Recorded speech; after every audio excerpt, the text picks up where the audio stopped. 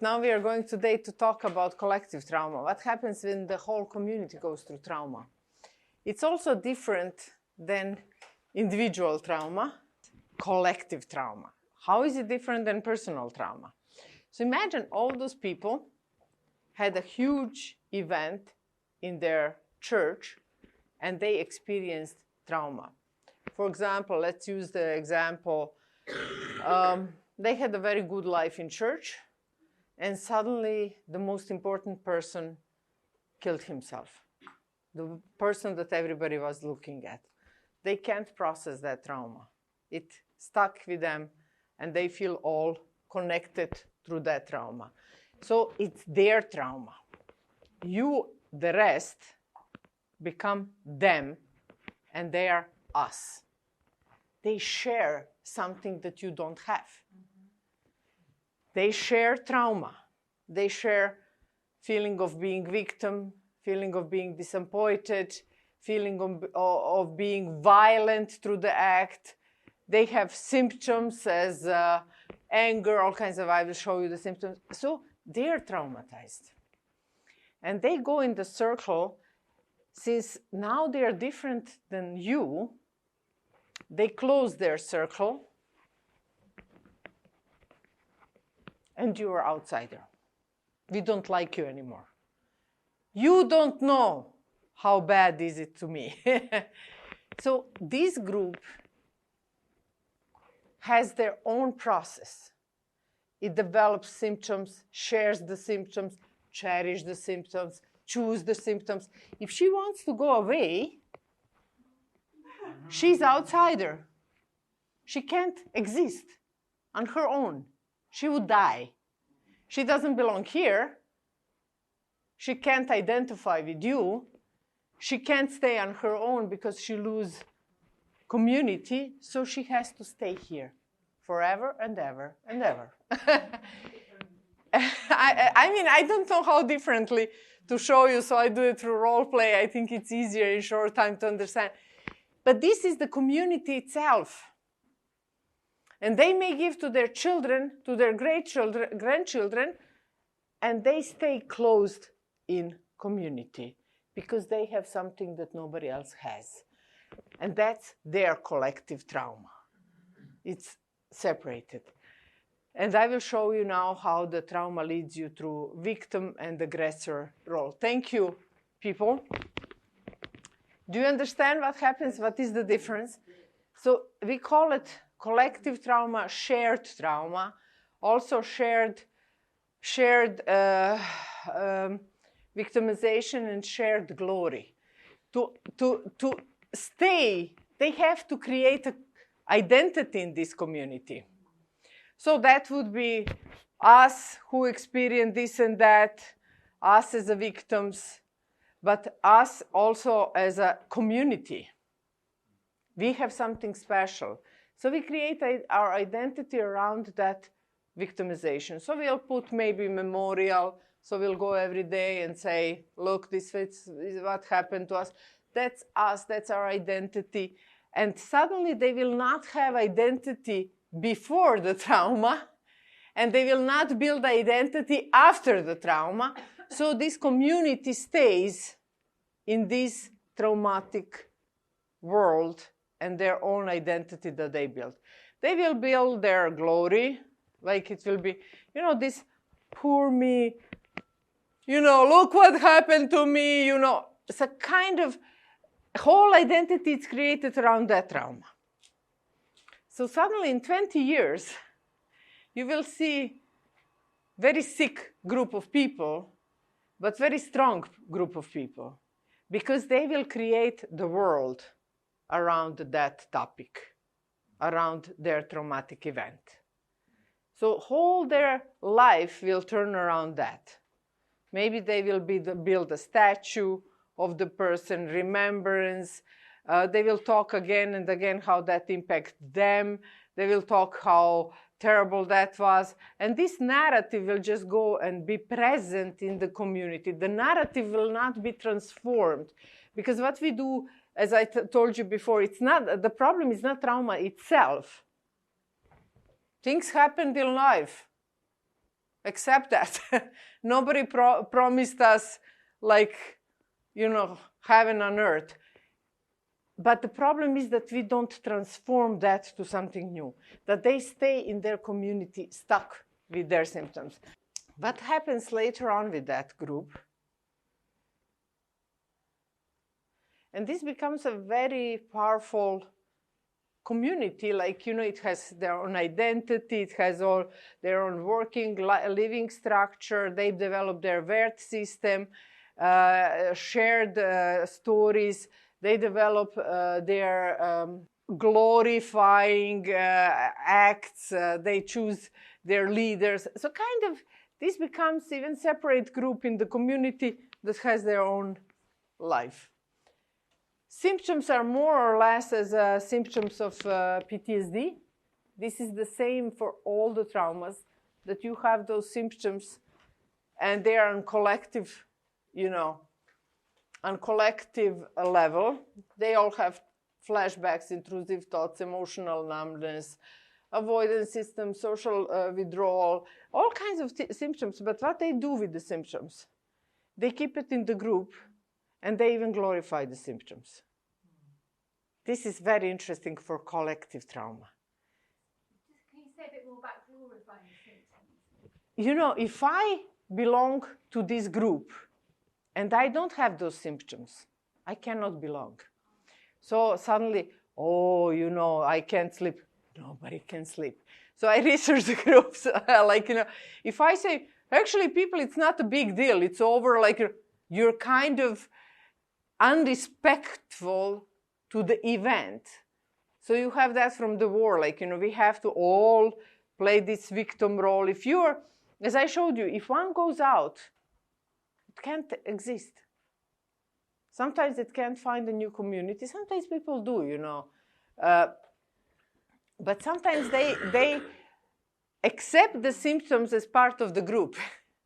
If everybody have a psychosomatic symptoms, that's glorified. Look, that's how we are impacted. Look what they did to us. Look, I can't sleep because of them. Look what they did to us. So all the symptoms go on the community level, and for you to be part of that group, you have to have what the group has. And this is the tricky part, that people who are in that group, and those are the people that destroy churches, sorry to say like that. But honestly, I researched that. Those are the people that then separate, open their own church, and then stay in their victimhood and aggressive mode. And they're all the time criticizing, putting down, because they share some collective. And we have that example a lot in post-war countries, as Yugoslavia. Suddenly one church become 5 churches. And each of them live their trauma in their own churches, and they have these narratives and everything. I didn't have time and money to research that more, but it was the most interesting to see, because I would go from group to group, and I will hear, same story in different package, and I will hear narrative, us and them. And people are not even aware. When I say, why did you leave your church, big church? Them. I love this us and them. When I figure out that that's how I should diagnose the groups, that was like, wow. Because suddenly, them. You know what they did to us. What did they do to you? So you have that narrative between Croats and Serbs. I can't say like us with him together. It must be him separately. So, it was for people interesting when I started researching trauma, and I worked in Bosnia, Croatia, Serbia, and I consciously used to see how people will react. I consciously use us with Croats. I'm going to work with our group. Which group? With ours in Croatia. They're not ours. So kind of this narrative was very triggering for people, but then I could see what is the sensitivity, what is the vulnerable part in the group. So it's very interesting how I think that this is the issue that destroys our churches today. Many times, and we are not even aware. How do we form the groups, how we destroy the big church and make 5 churches in every corner. I don't know if that's the case in your countries, but in mine it is. How the collective trauma impact Christian community. I mean, I don't have to tell you much about that. I think that you can all see. In all those things, we are more than conquerors through Him who loves us. And I believe in that. So that's where we want to get with our group. Through collective trauma, the Christian community is reminded of its resiliency. So we want to put people from the level of the trauma destruction, as I told you before. It's not to the level of trauma resiliency. So we want to lead this group that I explained to you, this group that is disappointed, angry, hurted, scared. When some huge leader can do something like that, that's traumatizing. It scares me. What will be with me? What is the point of the church? What is my future? It can happen to me. It can happen to my family. So all those things here, we have to make those steps to bring them to the resiliency, to healing, and to memorizing. Our church has transgenerational collective trauma. We don't talk much about it. We don't say those things. We don't express. But what is that we do with that? What is actually, helping? It would help a lot to talk to the next generation about what is our church built on. And come on, let's not forget, what did our church do through the history? Crusaders. I was watching one documentary about Crusaders, and did we really, as the Christians, do all of that? I said it's not my church. Is that? It's them. It's not us. And that's exactly when I tried to address that issue. She said, "Phew, when that was? It was. Is it still?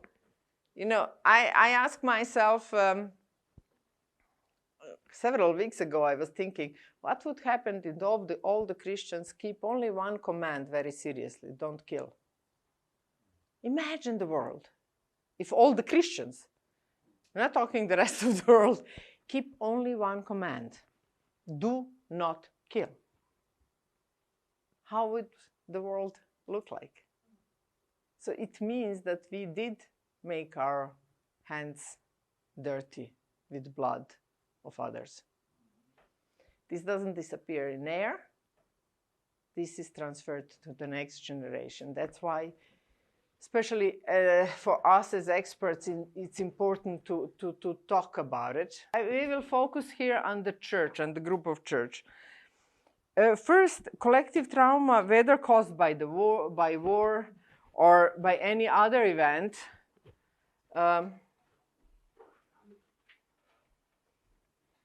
is impacting community.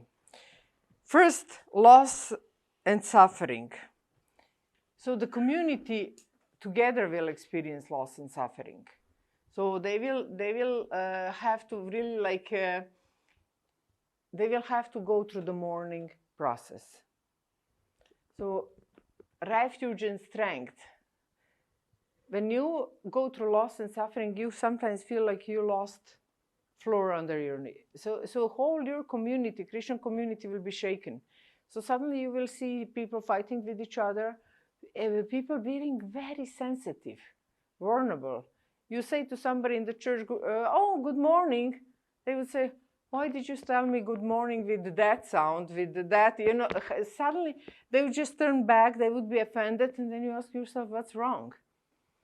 Because hypersensitivity, when people are vulnerable, creates conflict in the community. Hypersensitivity, it's very dangerous, and it comes from loss and suffering. That's why we have a conflict in the church sometimes over such stupid things. Sorry, but really, but isn't it, when I listen, I did a lots of mediation in the churches, and people would ask me to come to mediate between two groups, and then I would say, like, can we have even more stupid problem than this? And they don't see it.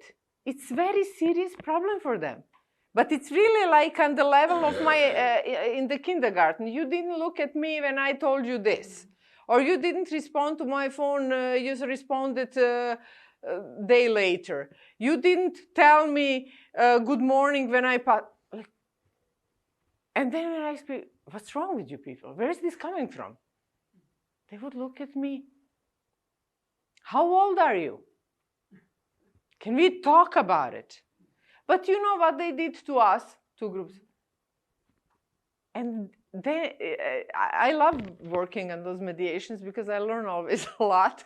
But it's very complex. Point is to save the church, to stay one community. That's why I really invest a lot in that.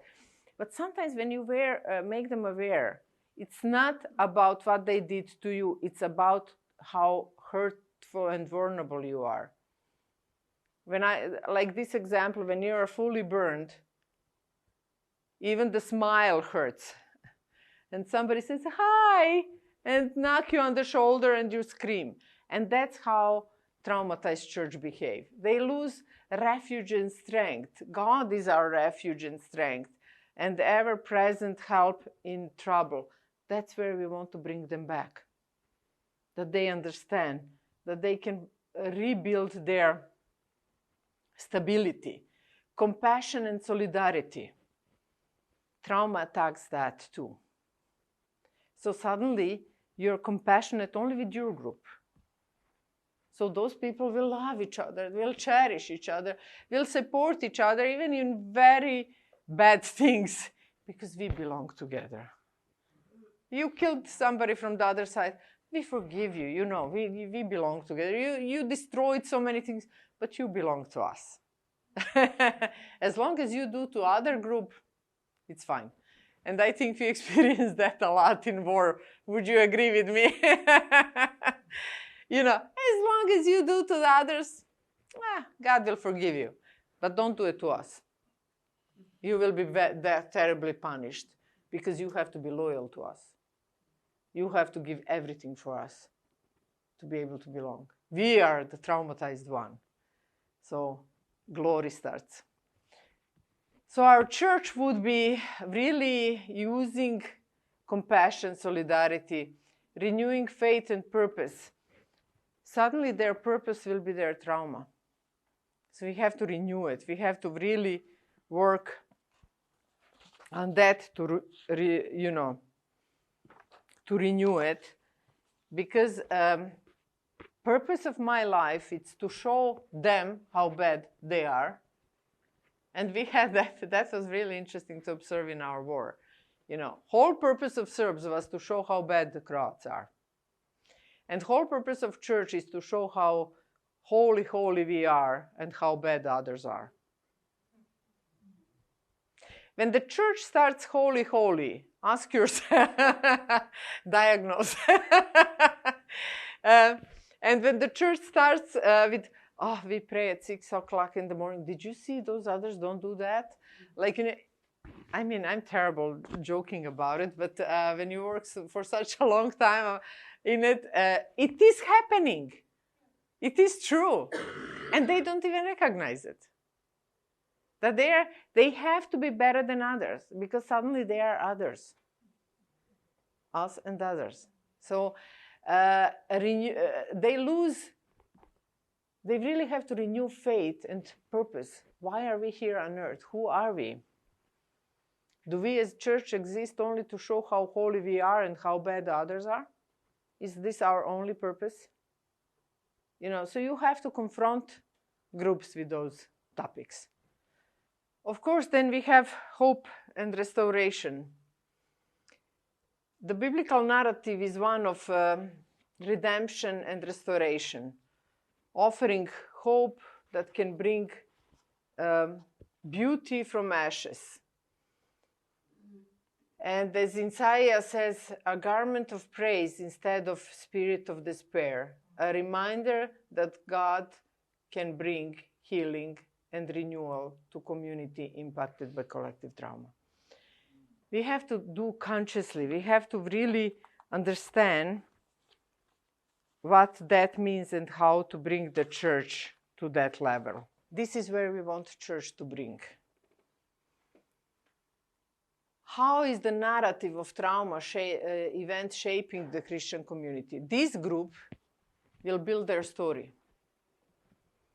After a while, first they will cry out, they will be offended, they will be angry, and then they will start telling the story.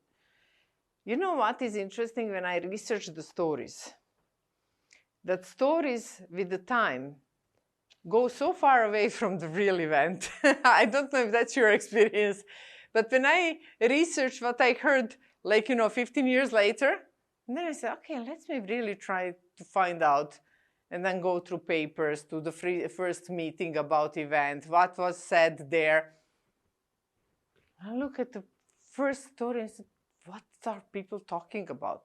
This story has nothing to do with the story here. So it means that the story was shaped how the group deepened their trauma and their identity. So they put elements in the story to give them enough elements to build their group identity. So what was not in the real event, they have to put in it to build a group identity. Serbs are experts in that. When you see some events, what happens, and then you ask yourself, what you listen 10 years later, why the groups do that? Not because they want to lie, but because the story must give them enough elements to build a community, traumatized community. If the story doesn't have enough elements in it, you create them.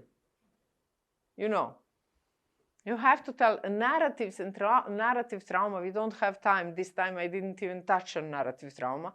How are the story told and how narratives are impacting also next generation. So here the group will create narrative. Group is shaped by sense and vulnerability, as I told you. Whatever you tell them, your enemy. Suddenly they're very sensitive.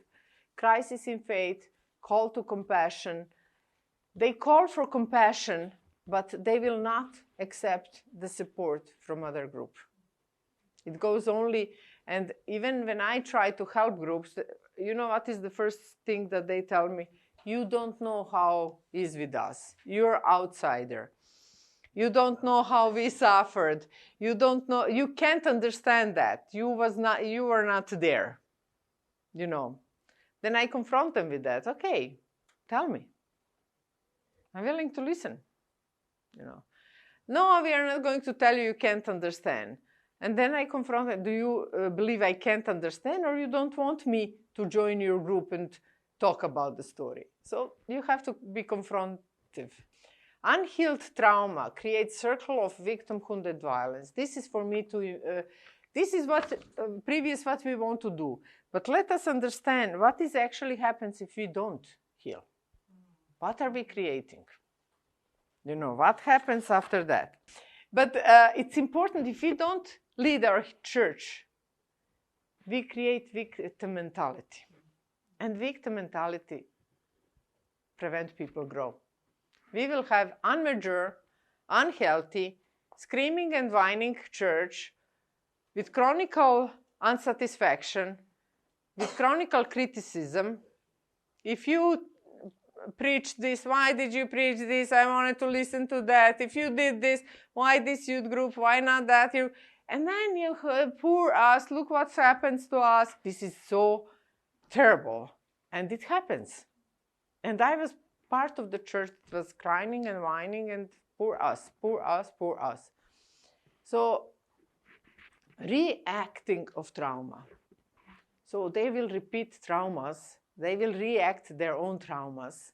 And if they don't have an enemy, that's what I said for Jews, if you don't have a Palestinians, you would make them out of mud. Because you have to have enemy. Give me enemy. I have to, this group will after a while, we don't have lots of time. It's interesting to see all the steps, how they are developing certain systems. After a while, they're 10 years together suffering whining, crying, all this. And then they will, who is our enemy? Now I need aggressor to prove that I'm a victim. If I'm victim, in the victimhood mentality, all the time I need to have aggressor. You know those women who are all the time going back to the man who is beating them up? If he doesn't exist, how can I be a victim? I will build one. They would even provoke conflict. And I know churches that are provoking all the time, and they are all the time in conflict. Why? But I need to be a victim, so I need aggressor. It's very interesting mechanism. So internalization of violence. When you are a victim, as I talked in previous sessions, suddenly you don't want to be only victim. The clock, they sand clock turns, and then you suddenly start doing to others what somebody did to you. And this is all the time. Clock, I'm victim, I'm aggressor. I'm victim, I'm aggressor. And it goes, So it's really like a sand clock. Suddenly you say poor person, and then you hear what they did, or passively aggressively, or directly aggressively. So you get surprised. But victim and aggressor are very intergenerational transmission, as I was talking, and social disruption. So it's a very complex process, and it's very important to address that. What I researched, how can we break the victim aggressor or victor violence cycle? The point is the same thing like we were talking in transgenerational trauma. We have to break this, because it goes like this, and then next, and then it's, and then you think, oh, we are at the end, and they are again at the beginning, and then they start talking about the same narrative. Like if I can't listen to the same story, and this story just has different shape. This time was like this, but the same story again and again and again. So the problem is, how can we break it? How can we get people out of that? So, can I have my group again here? Come on. Traumatized. What I would do with them, for example, now they are 10 years already. They developed all their symptoms. Now they are identifying with all of that. They are still closed. Nobody can get in, out, and nobody can get out. Oh, you can't be part of that group. You are not the one that experienced the trauma. You can't belong. You don't know how it is with us. And then this group has their own stories. And they blame this group. It's them. What we need to do is make them tell their stories to them and listen to their story. So we confront them and we start sharing our story. We try to open this circle by sharing the story. So we have to, first, to be able to share the story, they must build trust. That's why those sometimes wise and good people in the community can be mediators for that.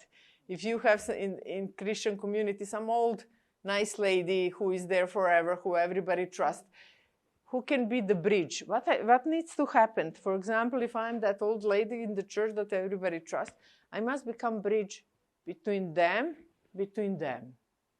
And all of them connect with God. Because here also the broken is connection with God. So my job would be, also as a counselor, to build a bridge between two groups. So I would say, okay, let's try to tell them the story. How you feel, how you experience. And then I will say, okay, can you listen to their story? So the stories must be exchanged. Because what this group does, to have enemy, they have to dehumanize enemy. They will not say, like, your name, this person, that person. No, they will say them. So with that, your group doesn't have face, individual face anymore. it's them. It's like, Croats. Well, I have no feelings for Croats. Who are the Croats? But when I see his face, it's not anymore Croats. It's him. It's, I look at his eyes. So I can't stay in dehumanization. I will break this, I feel it. I'm too active. Human connection happens. Dehumanization, it's broken. It's not some Croats, it's him. What needs to happen between them, it's really, look, now I would make them look at your eyes. How do you feel when you look at them? And that would be the first reaction. Yeah, and I would say not how can you feel bad, look how nice people are. I would say, yes, I fully understand that you feel bad. They hurted you badly. You feel that they are hurted you. Never say that's wrong what you feel. Because they really believe it. Maybe there are grandchildren here who have nothing to do with what happened here, but bad. Yeah. Okay, can we ask them to tell us how they feel when they look at us? That would be my creating humanization. And here it's necessary to have a time, or you establish the time, because that's You start walking the path, and you may walk for years, but it's a good path because it will clarify something that you will not give to your grandchildren. It can take forever, but it's important when you start walking that path. There is guarantee you will get somewhere. But if you don't, you will never. So that's the point. So that's how we, from this dehumanization, we start building human contact, listening to their story. Listening to their experiences, listening to their feeling, and making them listening to their feelings and to their stories. This is how the circle of victimhood and violence look like. So aggression happens, psychological changes, trauma, shock, and then we go to shock, panic, anger, suppression of grief, loss of meaning. Those are the steps that we go through. And then desire for justice. This is the one. Desire for justice. You have to pay for it. And this is what is turning us again. And then we turn, and we turn, and we turn. Because they have to pay for it. Revenge. No forgiveness. Development of God, and then we have to recreate. So, but this is each like aggressor and victim cycle. You remember how I told you that victim become aggressor? So they just move a little bit. I cry for 3 days, poor me. Then I go, you will see now. So, and then again, poor me. Oh, now they will pay for it. And that's what I do all the time. And then people are confused, like a poor young woman, like she was crying, and then you see the woman destroyed everybody around. So that's the circle we turn around in. How do we get out? This is how. Instead of turning around here, we break cycle by mourning, expressing grief. We start going into this feeling, yes, it happens terrible. We just mourn. We don't go anymore in that, now they will pay for it. And then we accept loss. Name, as I said to group, let's tell them what happens. Why them? The group often have, why did this happen to us, God? Why did you permit this happen to us? In this, I try to give, and you as a counselor leading the groups, your hope, not even God. Your eyes must show the light of hope. It means that you have to believe in process. You have to believe that you can lead the group out of that. And it means that you give them, hope. So you have to give them blink that there is possible to get out. So people say, somebody told me yesterday how I talk about trauma with lots of hope and joy. Yeah, you were telling. And I really believe it. Trauma is just the beginning. The end is the most wonderful thing. You are transformed to something better. You had privilege to go through pain and suffering to be transformed to the most beautiful person shaped with God's hands through your pain. What can you wish more? I know, and I can tell you now, trauma can be healed. Don't ever forget that. Many secular colleagues tell me, you know, people cannot heal, it stays forever. What stays forever? Transformation can happen. Yes, if I cut myself, the scar will stay. And I will look at that and remind myself, and say, oh my, that was a really bad trauma. But it's a scarf. It doesn't shape me anymore. It doesn't determine me anymore. It's reminded me of God's miracle and miracle healing that I went through. That's why I love trauma. It sounds crazy usually when I say that, because I experienced the power of transformation. I know that I can have hope for my clients. When they look at me, in my eyes, they see that that's not the end. It's a beginning of the journey, that I will walk with them together. And that the end will be glory to God, the healer, who transformed me to be a better person, better servant, who transformed me through pain and suffering to something most beautiful. That's the point of trauma. So when we walk the path, getting the groups out, engaging offer of a society, so really choosing to forgive. We get this group together. We make them consciously to choose to forgive, not to forget. Don't ever say to groups, oh, they're very offended about talking about forgetting. No, you will remember forever. It's a scarf. You shouldn't forget. You should remember the lessons you learned, but you should forgive. And create your memorial to remember. Go to this memorial, like we go to graves, like we have lots of memorials, and go there and remember and say, oh, we were there. That's what happened to us. But look at us today. We are not there anymore. So establish justice. Justice, it's important. This is complex. I can't tell you in these 5 minutes that I have about justice and why it's important to address justice with the group. When injustice is done, our brain and soul scream for justice. And sometimes you have to say to the groups, I'm very sorry. I work with Palestinians. I worked in Gaza. I'm very sorry. Maybe justice on earth will not be met, but it doesn't mean that it doesn't belong to you. I recognize, and I really believe it. Don't ever say to people something that you don't believe yourself. That's lessons I learned.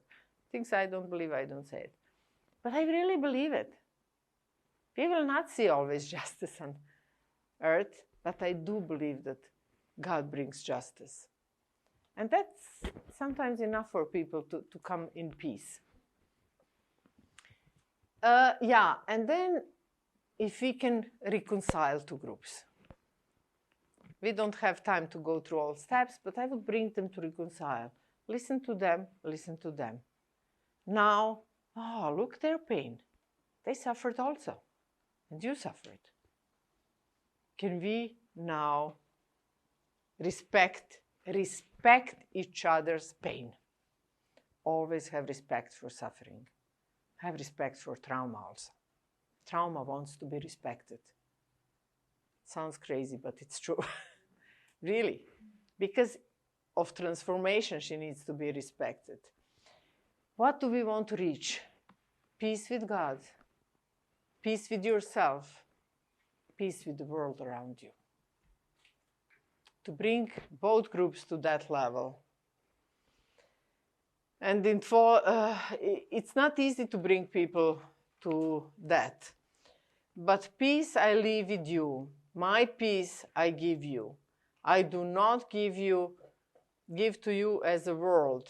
Do not let your heart be troubled. And do not be afraid.